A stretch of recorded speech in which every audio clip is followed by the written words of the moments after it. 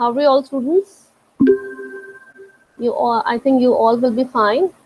So today I'm going to start uh, hardness of water. For the same, I'm going to share my screen, and I think hardness of water. आप लोग visible है students here? Page visible हो रहा है? Yes. Yes, ma'am. Okay. Yes, So ma'am. okay, students, what is the meaning of hardness of water? Means क्या hardness से आप क्या जानते हैं? किसी के पास कोई आंसर है? क्या जानते हैं हार्डनेस क्या होता है बच्चों? आप लोग बच्चे, क्योंकि आप लोग कुछ ही स्टूडेंट्स हो तो 1-to-1 इंटरेक्शन करा करो, है ना? कुछ हार्डनेस के बारे में कुछ नॉलेज है? What is the meaning of hardness? Ma'am calcium और मैग्नीशियम आयंस प्रेजेंट होता है वाटर में मैम, उनकी वजह से ओके हार्डनेस होती है। Okay okay. तो the property of water which prevents lathering of the soap is known as hardness. Means ऐसा वाटर जिससे क्या हो कि अगर उसमें हम डिटर्जेंट डालें बच्चों तो उसमें लेदर या हम कह सकते हैं झाग, ये फोम नहीं बनता है, झाग इसको बोलते हैं ना, लेदर का फॉर्मेशन नहीं होता। तो ऐसे वाटर को हम लोग बोलते हैं सॉफ्ट वाटर। और ऐसा वाटर जिसपे कि हमने डिटर्जेंट डाला और बहुत अच्छे से लेदर का फॉर्मेशन हो गया, that will be known as soft water, right? So this is the only the definition for the hardness of water. Now, what are the salts which they are responsible for making the water hard? कौन से ऐसे salts होते हैं जो कि water को hard वाकई में बनाते हैं? तो इसके लिए बच्चों हम लोगों ने पहले भी आप लोगों ने छोटी क्लासेस में पढ़ा होगा कि कैल्शियम और मैग्नीशियम के जो सॉल्ट्स होते हैं, अब कैल्शियम और मैग्नीशियम तो बच्चों कैटायंस हैं, ठीक है? अब कौन कौन से इनके साथ सॉल्ट्स कौन कौन बनाएंगे? Calcium chloride, magnesium chloride, calcium sulphate, magnesium sulphate and calcium nitrate, magnesium nitrate, calcium bicarbonate, magnesium bicarbonates. These are the salts for making, these are the salts responsible for making water hard. ठीक है? अब इतने सारे मैंने salts बोले, कैसे याद करेंगे हम लोग कि chlorides, nitrates and sulfates of calcium and magnesium और bicarbonates and carbonates of calcium and magnesium. ठीक है? मेन कौन है यहाँ पर हमारे पास? कैल्शियम और मैग्नीशियम, इसी के सॉल्ट्स होते हैं chloride, sulphate, nitrates, bicarbonate and carbonates. इसके अलावा कुछ और भी हैवी मेटल्स होते हैं, आयरन है, एमएन है, एल है, मगर हम लोग ज्यादातर तो कैल्शियम और मैग्नीशियम के बारे में यहाँ पे स्टडी कर रहे हैं, ठीक है? तो अभी अब बात यह आती है कि अगर हम लोग हार्ड वाटर हमारे पास है और उसमें अगर ये सॉल्ट्स हैं तो क्या होगा? लेदर का फॉर्मेशन नहीं होगा। लेदर का फॉर्मेशन ना होने से क्या होगा? आपके जो कपड़े हैं, जो क्लोथ्स है जिसको क्लीन कर रहे हो डिटर्जेंट से, वो इट वोंट बी क्लीन, वो क्लीन नहीं होंगे, है ना? तो इसके लिए क्या होगा कि जब लेदर का फॉर्मेशन ही नहीं हो रहा तो कपड़े ही क्लीन नहीं होंगे, जितना भी आपको उसमें डस्ट लगा हुआ है। अब बात आती है डिटर्जेंट। डिटर्जेंट होता क्या चीज़ है एक्चुअली में? डिटर्जेंट क्या चीज़ है बच्चों? सोडियम स्टोरेट, है ना, या sodium palmate, these are the detergent. Formula क्या है? जैसे C17H35CONA, ये सोडियम स्टोरेट का फॉर्मूला है ना? ये डिटर्जेंट सोप का फॉर्मूला है C17H35CONA। अब अगर आपके पानी में सपोज करिए सॉफ्ट है, उसमें कोई भी कैल्शियम मैग्नीशियम के आयंस नहीं है, तो डिटर्जेंट क्या है? आपने वाटर में डाला, वो पूरा सॉल्युबल हो जाएगा। क्यों सॉल्युबल हो जाएगा? क्योंकि आपको पता है कि सोडियम के जितने भी सॉल्ट्स होते हैं वो पानी में कैसे होते हैं? सॉल्युबल होते हैं। तो अब सोडियम स्टोरेट है, वो पानी में अच्छे से सॉल्युबल हो गया। सॉल्युबल हो गया तो उसने वहाँ पे लेदर का फॉर्मेशन करा। अब अगर यही आपके पानी में, आपके वाटर में बच्चों क्या है कि अगर कैल्शियम और मैग्नीशियम की सॉल्ट्स डाल दी जाए, for example in water there is impurity of calcium chloride, calcium chloride उसमें है, तो अब क्या हो जाएगा? देखिए स्क्रीन में आपको मैं शेयर भी कर रही हूँ बच्चों, ये दिख रहा आप लोगों को? स्क्रीन विजिबल है बेटा? स्क्रीन विजिबल है? Yes Yes, ma'am. ma'am. तो ये आपका देखिए यहाँ पे मैंने इक्वेशन भी लिखी हुई है कि C17H35CONA, this is the sodium stearate, और आपने आपके पानी में अगर कैल्शियम क्लोराइड है तो वो कैल्शियम क्लोराइड क्या करेगा? सोडियम स्टोरेट के साथ रिएक्ट कर जाएगा और क्या बना देगा? कैल्शियम स्टोरेट और NaCl। NaCl बन गया, आपको पता है कि सोडियम के सॉल्ट्स पानी में सॉल्युबल होते हैं, तो NaCl तो वाटर में सॉल्युबल हो गया। और मगर ये जो आपका सोडियम स्टेरेट जो था वो इसमें चेंज हो गया, it turns into the calcium stearate. और कैल्शियम के सारे कोई सॉल्ट जरूरी नहीं है पानी में सॉल्युबल हो, तो कैल्शियम स्टेरेट जो है वो पानी में सॉल्युबल नहीं होता। ये सॉल्युबल जो नहीं हुआ पार्ट वो वहां पर क्या बना लेगा बच्चों, वो लेदर का फॉर्मेशन ना करके कुछ व्हाइट व्हाइट सा प्रेसिपिटेट बन जाता है, उसको बोलते हैं scum. That will be insoluble in water. I am repeating, means अगर आपके पास हार्ड वाटर है और हार्ड वाटर में आपने डिटर्जेंट डाला तो वहां पर लेदर का फॉर्मेशन ना हो करके कुछ व्हाइट व्हाइट प्रेसिपिटेट सा आपको स्कम बनता दिखाई देगा। कुछ आपको लगेगा कुछ व्हाइट व्हाइट सा बन रहा है मगर उसमें बबल्स नहीं है, झाग नहीं है, लेदर नहीं है, मगर कुछ व्हाइट व्हाइट सा तो बन रहा है। वो क्या बन रहा है, वो कैल्शियम या मैग्नीशियम के स्टेरेट्स बन रहे हैं जो कि पानी में क्या है, इनसॉल्युबल है। तो ये इनसॉल्युबल है। अब डिटर्जेंट क्या था, सोडियम स्टेरेट था, तो सोडियम स्टेरेट तो अब नहीं रहा, अब वो क्या किस में चेंज हो गया, कैल्शियम स्टेरेट में चेंज हो गया। तो वो अब डिटर्जेंट की प्रॉपर्टी खत्म हो गई, वो ही उसका एग्जिस्टेंस ही खत्म हो गया। तो अब आपके जो कपड़े क्लीन होंगे क्या, नहीं क्लीन होंगे। तो इसलिए ये वाटर को सॉफ्ट करना बच्चों बहुत ज़रूरी है। बहुत से ऐसे अभी आगे एग्जाम्पल्स हम लोग पढ़ेंगे कि क्यों हार्ड वाटर के क्या डिसएडवांटेज हैं, क्यों नहीं हार्ड वाटर यूज़ करा जाता है। ये तो एक डेली लाइफ का एक फिनोमेना है कि भाई हाँ कपड़े नहीं धुल रहे हैं, साफ हो रहे हैं। इसके अलावा जैसे बॉयलर फीड वाटर होता है, बॉयलर फीड वाटर मतलब जो बड़े बड़े बॉयलर्स लगे होते हैं फैक्ट्रीज में, तो वहां पर पानी लगातार बॉयल होता रहता है और वहां पर अगर हार्डनेस है पानी में तो क्या हो जाएगा कि जो हमारे जो टेम्पररी हार्डनेस के जो सॉल्ट्स होते हैं जैसे कैल्शियम और मैग्नीशियम के जो बाइकार्बोनेट्स होते हैं वो कार्बोनेट्स में चेंज होकर के वो क्या हो जाएंगे, वो बॉयलर्स में नीचे आपके डिपॉजिट हो जाएंगे। तो बॉयलर जब डिपॉजिट होता जाएगा उसमें सॉल्ट्स, तो एक समय आने पर क्या होगा, बॉयलर बर्स्ट कर सकता है। तो ऐसे बहुत सारे एडवांटेजेस हैं हार्ड वाटर के। That's why we are studying this topic in environmental chemistry. तो अभी अच्छा, अब बात ये थी, आ गई बात समझ में कि हार्ड वाटर क्या है। हार्ड वाटर ऐसा वाटर है जिसमें कि कैल्शियम और मैग्नीशियम के क्लोराइड्स, नाइट्रेट्स, सल्फेट्स या बाइकार्बोनेट्स एंड कार्बोनेट्स हैं। ठीक। और स्कम क्या है, स्कम यही है कि डिटर्जेंट को जब आपने हार्ड वाटर में डाला तो उसके जो डिटर्जेंट का जो सोडियम था वो रिप्लेस होकर के वो कैल्शियम या मैग्नीशियम के साथ अटैच हो गया। It will be form calcium stearate. अगर मैग्नीशियम आपके पास होता वाटर में, that will be form the magnesium stearate, तो that will be insoluble, right. तो अब क्या है, ये तो हमारे पास ये हो गया कि हार्डनेस ऐसे होती है। अब there are two types of hardness, temporary hardness and the permanent hardness. Temporary hardness बच्चों क्या चीज है, टेम्पररी हार्डनेस का मतलब क्या हो गया, कि ऐसी हार्डनेस जिसको हम बॉइलिंग करके और उसके बाद उस वाटर का फिल्ट्रेशन करके रिमूव कर सकते हैं, that will be known as temporary hardness. And what will be the permanent hardness, permanent hardness वो हार्डनेस है जिसमें कि क्या हो रहा है कि पानी में जो सॉल्ट्स हैं, कैल्शियम क्लोराइड, मैग्नीशियम क्लोराइड, इनको हम जितना भी चाहे हम बॉयल करें वो सॉल्युबल के सॉल्युबल ही रहेंगे। जब सॉल्युबल ही रहेंगे वाटर में, जब इनसॉल्युबल नहीं बनेंगे तो ये नीचे नहीं डिपॉजिट होंगे, तो उसको हम रिमूव नहीं कर पाएंगे। तो that will be known as permanent hardness. अब टेम्पररी हार्डनेस क्यों है, परमानेंट हार्डनेस क्यों है। अब जितने सॉल्ट्स बच्चों मैंने बताए हैं उसको हम टू कैटेगरीज में डिवाइड करते हैं। मैंने बताया आप लोगों को क्लोराइड्स, सल्फेट्स, नाइट्रेट्स, है ना। तो क्लोराइड, सल्फेट और नाइट्रेट्स किसके, कैल्शियम मैग्नीशियम के। They will be responsible for making water hard.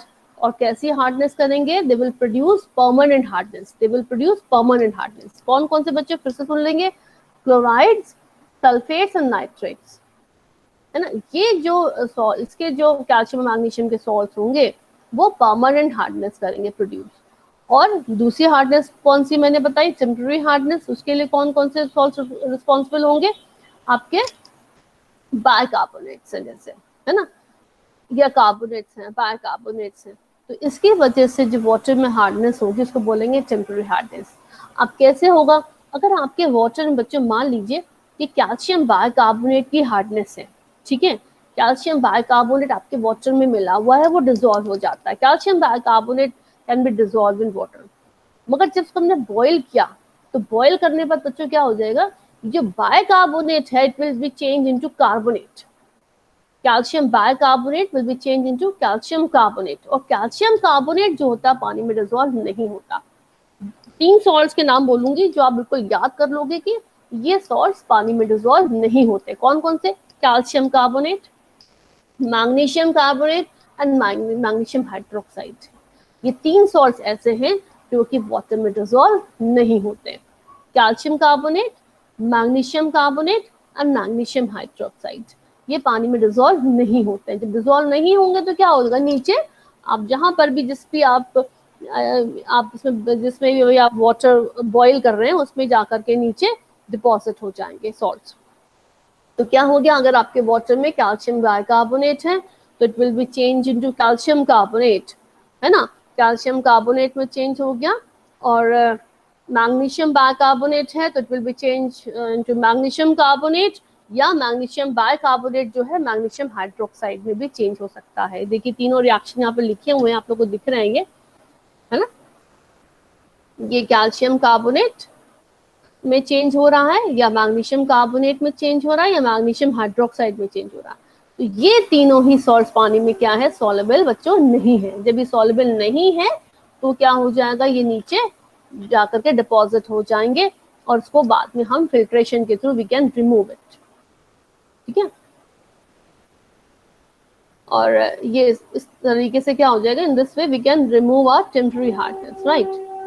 But in the case of permanent hardness, permanent hardness के लिए कौन कौन से सॉल्ट बच्चे रिस्पॉन्सिबल है, कैल्शियम क्लोराइड, जैसे क्लोराइड्स, सल्फेट्स एंड नाइट्रेट्स।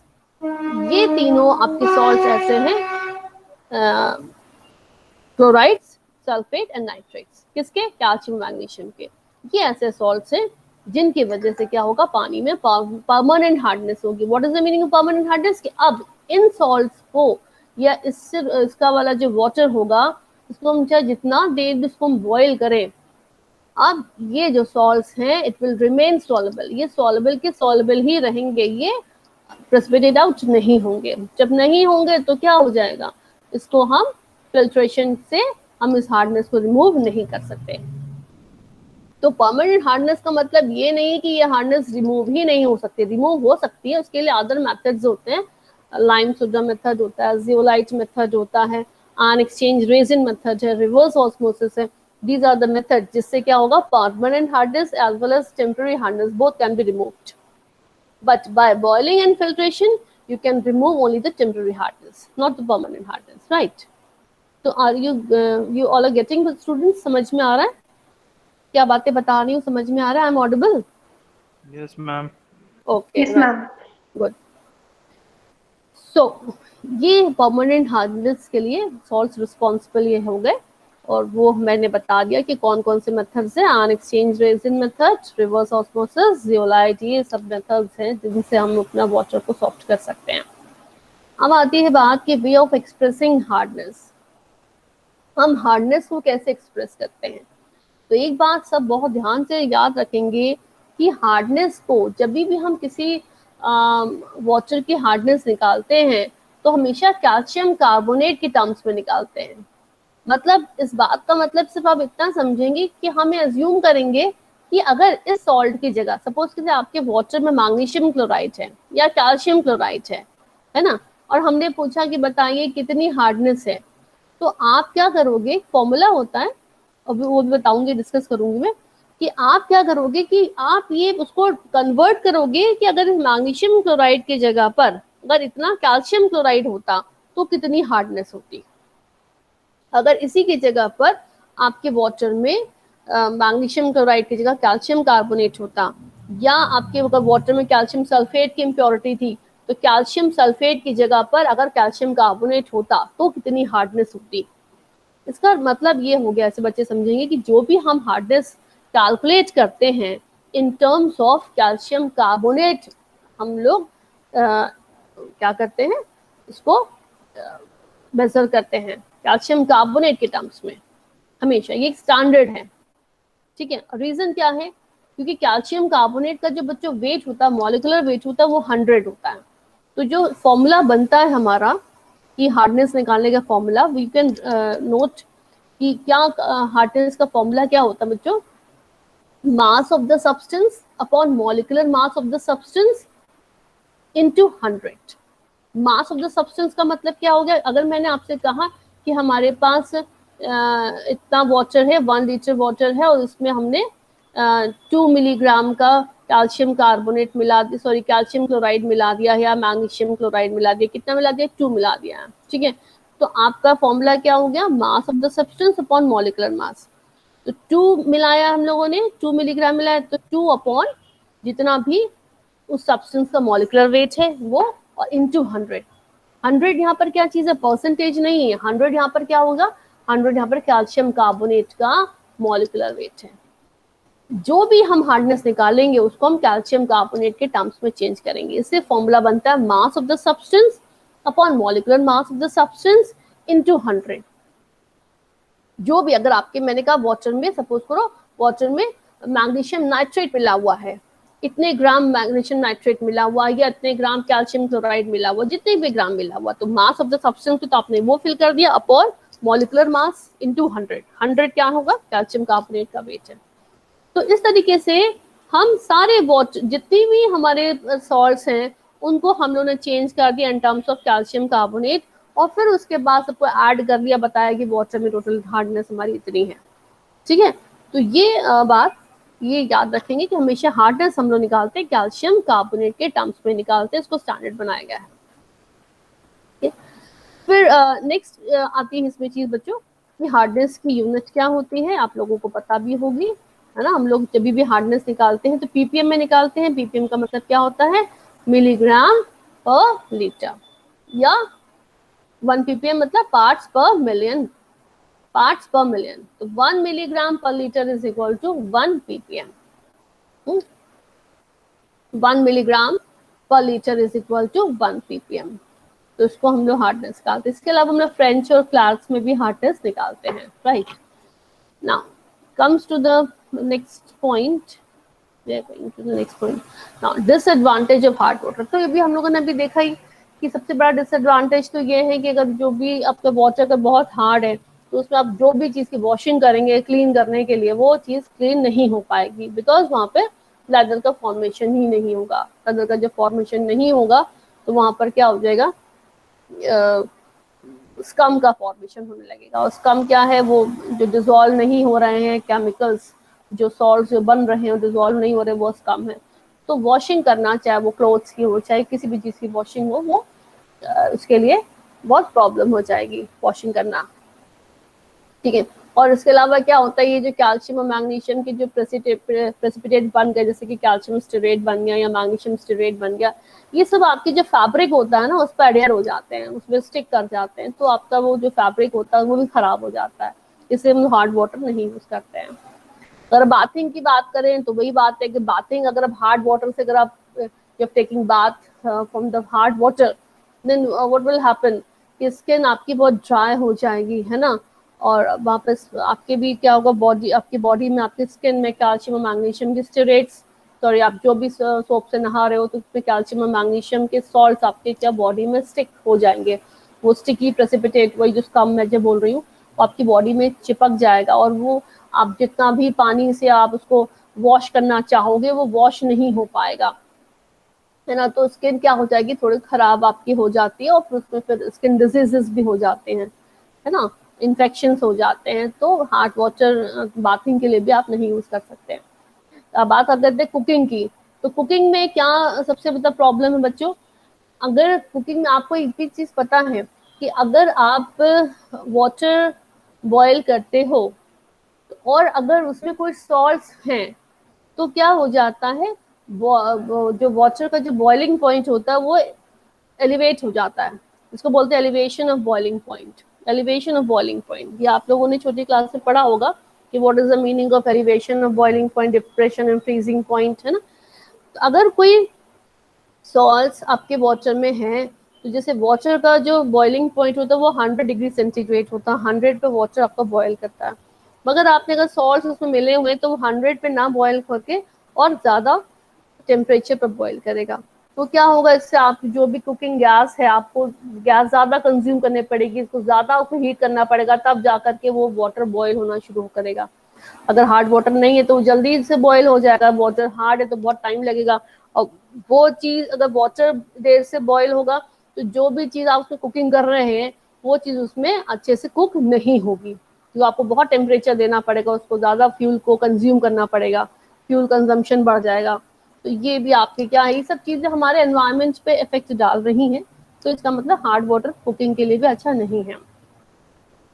फिर अगर आप ड्रिंकिंग की बात कर रहे हैं कि अगर हम हार्ड वाटर को ड्रिंक कर रहे हैं तो सबसे बड़ी बात है हमारी बॉडी जो है, अगर आप रोज हार्ड वाटर को ड्रिंक कर रहे हैं तो क्या हो जाएगा, आपका जो बॉडी है उसमें काफ़ी आपके डाइजेस्टिव प्रॉब्लम्स आ जाएंगे बच्चों, और it will create a number of problems. Students, for a while, I'm going to stop the lecture, right?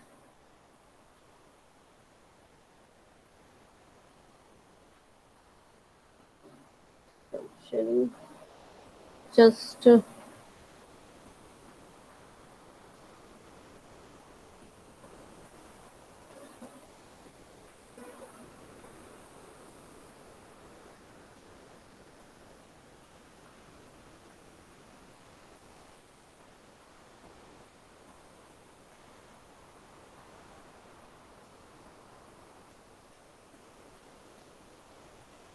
hello, students. I'm audible.